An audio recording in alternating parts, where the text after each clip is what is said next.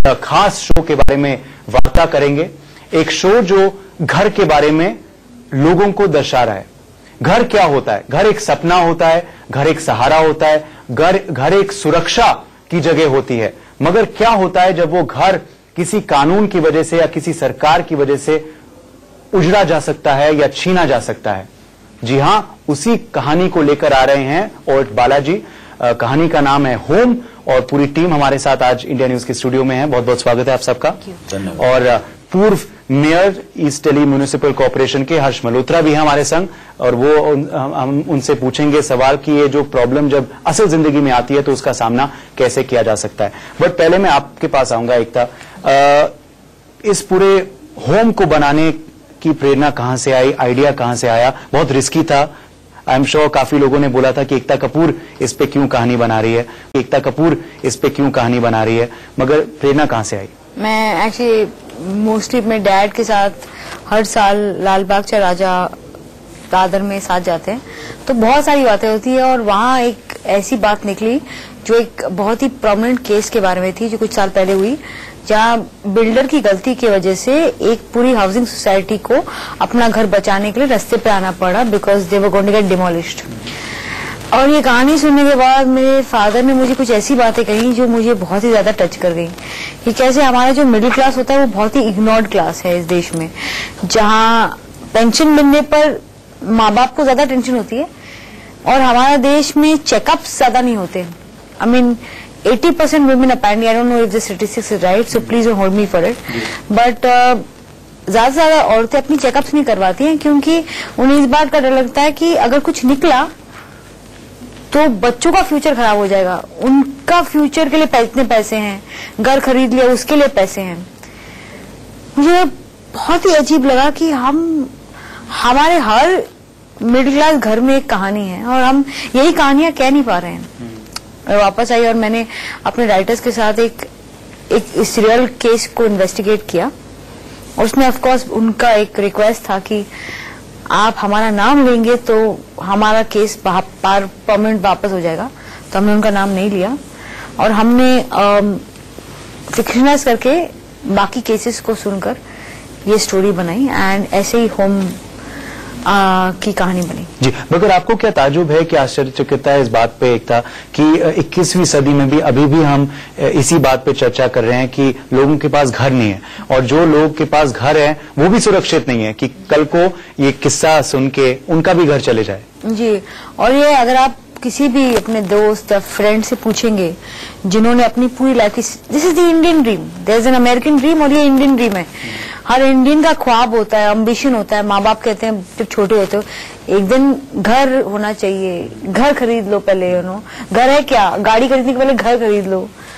और घर खरीदने के लिए लोग अपनी पूरी लाइफ की सेविंग लगा देते हैं। लगता है उनको उतना पैसा ईएमआई पूरे 10 साल 12 साल भरते हैं, लोन सर पे लेते हैं और फिर एक बिल्डर की गलती की वजह से घर चला जाता है। और ये प्रॉब्लम बहुत ही प्रोमिनेंट है। अगर आप किसी को भी पूछोगे कितने इलीगल कंस्ट्रक्शन है इस देश में और इलीगल कंस्ट्रक्शन की वजह से कितने फैमिली सफर करते हैं, तो ये आज 21वीं सदी में भी प्रॉब्लम है क्योंकि ये बहुत स्पेसिफिकली हमारा प्रॉब्लम है।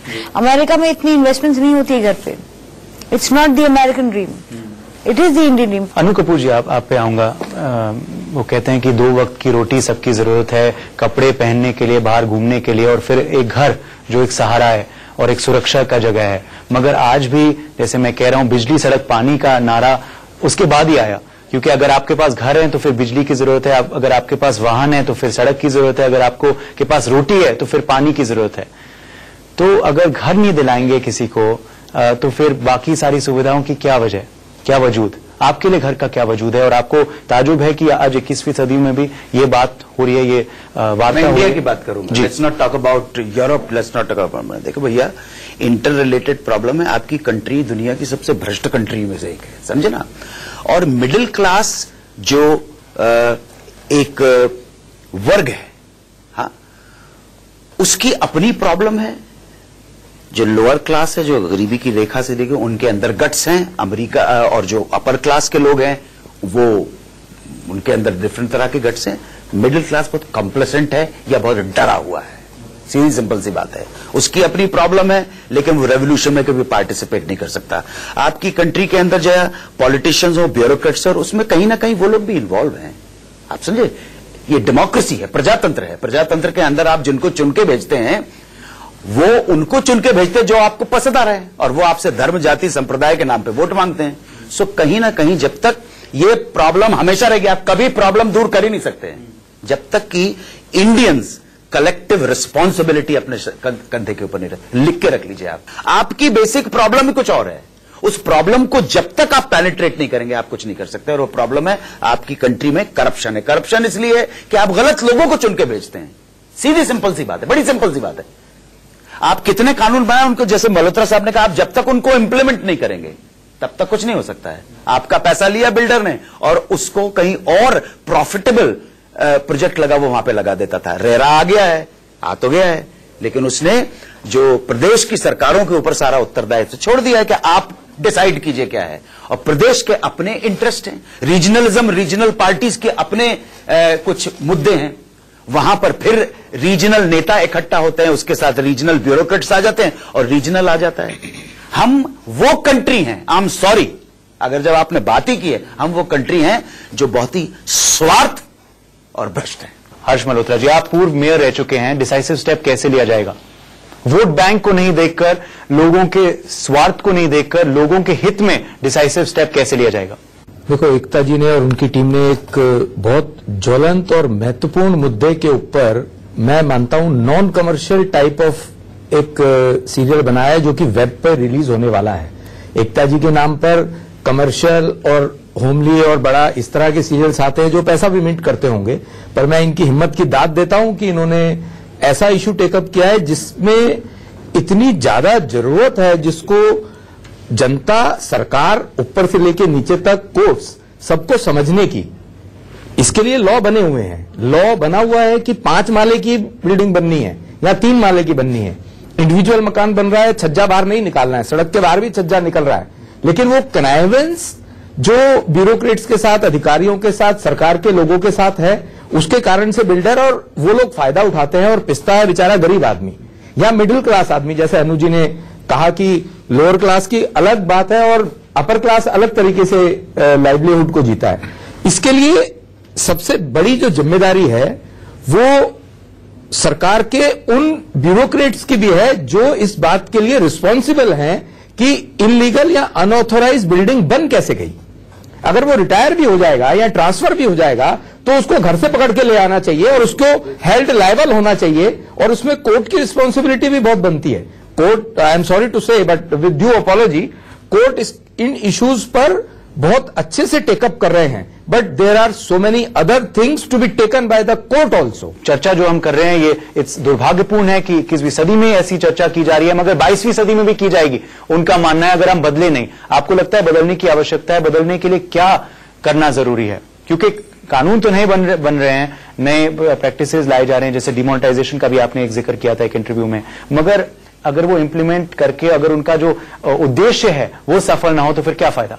बदलाव लाने के लिए क्या किया जाए वो तो मैं नहीं बता पाऊंगा। I am an honest tax paying regular citizen, ये पॉलिसी मेकिंग की बात है। बट हाँ, हमारे कॉन्स्टिट्यूशन में फंडामेंटल राइट है फ्रीडम, लेकिन अगर उस फंडामेंटल राइट ऑफ फ्रीडम के साथ खाना नहीं है, एजुकेशन नहीं है, घर नहीं है रहने के लिए, तो वो थोड़ा खोखली सी बात लगती है fundamental right of freedom.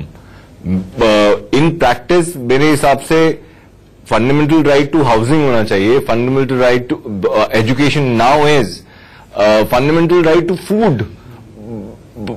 We have so many every year so much grains, huge quantities of grains rot, but the malnutrition and hunger is just horrible and unimaginable in our nation. So fundamental right to freedom sounds hollow. आपको लगता है सुप्रिया जी fundamental right to food जरूरी है, fundamental right to home जरूरी है? आपका dialogue भी है शायद शो में कि घर का वजूद क्या होता है, जरा वो डायलॉग एक बार हमें सुना दीजिए और फिर आप जरूर बताइए कि घर का वजूद रियल सुप्रिया पुलगांवकर के लिए क्या है। देखो, एक औरत के लिए घर का वजूद बताने की जरूरत ही नहीं है। बचपन से उसका सपना होता है कि मेरा अपना एक घर होगा, जब मैं बड़ी हो जाऊंगी तब मेरे घर में मैं ये करूंगी वो करूंगी, मतलब ये वो लेकर ही ये पैदा होती है। तो ऑब्वियसली उसके लिए वो सिर्फ 4 दीवारें तो नहीं होती, क्योंकि उसमें उसका गुड्डा गुड्डी का भी जब घर बनाती है तो इतनी सारी चीजें उसमें होती है। अपने लेवल पे, बच्ची की लेवल पे भी वो अपने प्रॉब्लम्स क्रिएट करती है, अपने प्रॉब्लम्स निकाल देती है। वो जो घर छाता के नीचे जो घर बनाती है छोटी बेटी या बच्चे, वो छाता जब निकल जाता है, मम्मी आ जाती है तो सब हंसी खेल में हो जाता है। पर जब सच में ऐसी नौबत आती है किसी भी वजह से, और वो वजह कुछ भी हो सकती है, जैसे हमारे केस में ये वजह जो हो चुकी है, घटना घट चुकी है, उसे लेकर हमने ये एनहांस किया है।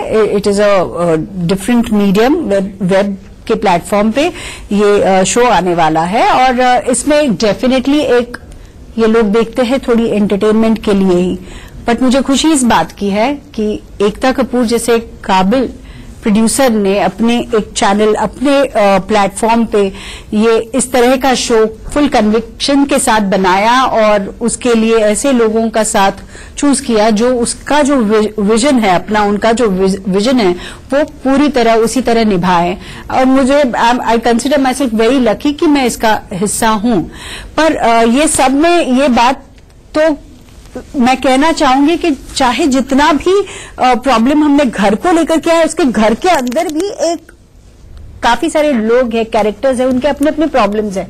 वो सारे प्रॉब्लम्स तो वो एक साथ रह के सब कुछ टैकल कर सकते हैं, पर जब उनका छत ही ऊपर से चली जाने की बात होती है तो ये बाकी प्रॉब्लम्स के साथ वो एक साथ इतने सारे प्रॉब्लम्स के साथ लड़ रहे हैं, और ये हो जाता है। तो ये सदमा रहा तो बाकी प्रॉब्लम्स तो गए तेल लेने, आपकी पढ़ाई गए तेल लेने, एग्जैक्टली, खाना गया, you are under the sky, I mean suddenly you don't know what to do, अपने पास इतने पैसे नहीं, क्योंकि उसमें उन्होंने एक आम फैमिली की खास तरह से उन्होंने ये पेशकश की है पूरे वेब सीरीज में। हम लोगों की फैमिली बड़ी आम है, पर वो कैसे खास बनती है, वो इस तरह से इसकी स्टोरी है, and which is why I am in love with this show. क्या क्या चर्चा आप चाहेंगी? जैसे आज हम चर्चा कर रहे हैं विभिन्न विषयों पर, काफी एंटरटेनमेंट प्रोग्राम्स और मूवीज का उद्देश्य यही होता है एंटरटेन करना, मगर ऐसी भी मूवीज और टीवी शोज और ऐसे वेब शोज बनते हैं जिनका उद्देश्य होता है संदेश देना और चर्चा उजागरित करना सोसाइटी में। तो आप क्या चर्चा चाहेंगी? क्या क्या विभिन्न विषयों पर लोगों को बातचीत करने के लिए प्रेरणा दे रही है? So, मेरा ऐप एक एंटरटेनमेंट ऐप है। आउट देयर मैं एक बहुत क्लियर मोटिव के साथ आई हूँ कि मुझे सबसे ज्यादा सब्सक्राइबर्स चाहिए, पर व्हाट इज, तो मैंने अपने लाइफ में ये बहुत किया है, मैंने हर वक्त कोशिश ये की है कि लार्जर से लार्जर ऑडियंस को मैं अट्रैक्ट कर सकूं, बट साइमल्टेनियसली एक खुद की भी एक विश होती है, क्रिएटिव विश होती है कि कहीं ना कहीं कुछ शोज अपने लिए बनाऊं आप पे, नो आप याद रखने के लिए कुछ ऐसा काम होता है। जैसे मेरे डैड की फिल्म है Parichay, he might have done a lot of commercial films, but Parichay is something you know which has a place of pride for me, that is home. और मेरे घर की या बचपन की प्रॉब्लम्स या आपकी जो सोच है वो बहुत ही आपके साथ, इफ इट्स नॉट रिलेटेबल, ये स्टोरीज ऐसी हैं कि I mean may be it may not be the biggest hit on my app, but मुझे इतना तो पता है कि जो भी ये देखेगा, और मैं खुद जाऊंगी ये शो प्रमोट करने जहां भी जरूरत पड़े। मैं सबसे बड़ा प्रीमियर ये शो का कर रही हूँ क्योंकि मुझे सिर्फ एक चीज चाहिए कि ज्यादा से ज्यादा लोग देखें, क्योंकि देखने के बाद मुझे नहीं लगता आपको एंटरटेनमेंट की कमी लगेगी। What is entertainment? Everything is not about how much you enjoy, how much you have fun, how much drama is there, what is the hook point. कभी कभी कुछ चीजें इसलिए होती हैं जो आपको अपने घर की तरह रिलेटेबल लगती हैं, और रिलेटेबल इज ऑल्सो एंटरटेनमेंट, और वो होम है आपके जहन में। मुझे ऐसा लगता है ये मेरे लिए मेरा शो होम है। नहीं, काफी बड़ी बात कह दी इन्होंने कि जितेंद्र जी का करियर रह जाए तो देखा जाए तो उनका हाई पॉइंट इनके लिए रहेगा परिचय, तो एकता जी का करियर देखा जाए तो अब तक होम है। मेरे डैड की बहुत फनी बात है, मैं अभी 2 सेकंड की बता देती हूँ। He has a funny thing, उनका ना सुबह 4 बजे उठना पड़ता था उनको, बिकॉज उनके पूरे फ्लोर में बहुत सारे घर हैं, एक ही लू होता था। तो जब हमारा घर बना ना, उन्होंने से बोला मुझे सबसे बड़ा बाथरूम चाहिए, that is home, it is a part of your psychology. तो हमारे घर में पप्पा का लू सबसे बड़ा लू है, बिकॉज अब 4 बजे उठना नहीं पड़ेगा, लाइन नहीं लगानी। मगर ये जो जिस चीज का जिक्र कर रहे हैं आप, ये जो करप्शन है, ये जो जिस वजह से ये पूरा होता है, इसका जिम्मेदार कौन मानते हैं आप? क्या सिटीजन्स ही हैं नहीं, या करप्ट बिल्डर्स हैं या कोर्ट है या पॉलिटिशियंस है, कौन है? अगर मैं जाऊं एक बिल्डर के पास एक घर खरीदने और वो मुझे बोले इतना ब्लैक चाहिए, इतना व्हाइट चाहिए, अभी वो आदमी करेगा क्या? उसका तो प्रपोजल नहीं था ना कि वो खुद ब्लैक देना चाहता है, नहीं। एंड सेकेंडली बिल्डर्स का सबसे बड़ा प्रॉब्लम ये है कि दे इन्वेस्ट, यहाँ से लेते हैं वहां डाल देते हैं, वहां से लेते हैं यहाँ डाल देते हैं, there so much of leveraging. And I don't think BMC या कॉर्पोरेशन इतना उनका प्रॉब्लम है, because they have to follow the law. So clearly there is an excess, but more than anything if you are following, so there no rights, but there is some kind of leveraging that's happening in that is making the middle class man suffer. जी, nexus को कैसे खत्म किया जाए? Anu ji, RERA कानून नया लाया गया है, इससे सरकार कह रही है कि जी हमारे सब लोगों ने बात की है कि कॉन्स्टिट्यूशन ने हमको फंडामेंटल राइट्स दिए हैं हाउसिंग का, जिंदा रहने का। हाउस या होम जो है वो एक एसेंशियल कमोडिटी है ह्यूमन इंस्टिंक्ट की, ह्यूमन सर्वाइवल की। लेकिन हमारे कॉन्स्टिट्यूशन में it is clearly mentioned, I may forgot that, may be is section 298, section 174 something like that, थोड़ा बूढ़ा हो रहा हूं तो मैं बता नहीं पाऊंगा, about your duties. So rights के साथ ड्यूटीज टोटल जाती हैं। आपको ऐसा नहीं कह सकते कि जो हाउसिंग है मेरा राइट है, बिल्कुल है, लेकिन जो रेस आपकी हो सकती है, आपकी रेस हो सकती है, आपकी रेस हो सकती है, किसी की भी बदसगीर की रेस हो सकती है। जो रेस अपने राइट्स के साथ साथ अपनी ड्यूटीज को भूल जाती है, उसका अंजाम यही होगा। कुछ नहीं कर सकते आप, क्योंकि इंटर रिलेटेड प्रॉब्लम है। आप चुन के किसको भेजते हैं? जो आपके धर्म की बात करते हैं, बस वहीं पे होगा। बहुत बढ़िया बात आपने कही, और वहीं मैं इस डिस्कशन को अंत देता हूं, क्योंकि जैसे अनु जी ने कहा कि सरकार की भी जिम्मेदारी है, कोर्ट की भी जिम्मेदारी है, बिल्डर्स को अकाउंटेबल करना है, मगर हम सिटीजन्स को भी जागना होगा, और हम सिटीजन्स को जागने के लिए ये एक पहल है इनकी। मैं आपको दाद देता हूं वंस अगेन, जैसे मल्होत्रा जी ने भी कहा कि आपने ये शो बनाया और उम्मीद करते हैं बहुत बड़ा हिट हो। बहुत बहुत धन्यवाद, आप सब हमारे स्टूडियो आए। और ब्रेक के लिए रुक रहे हैं, इंडिया न्यूज पे खबरों का सिलसिला जारी है। आप देख रहे हैं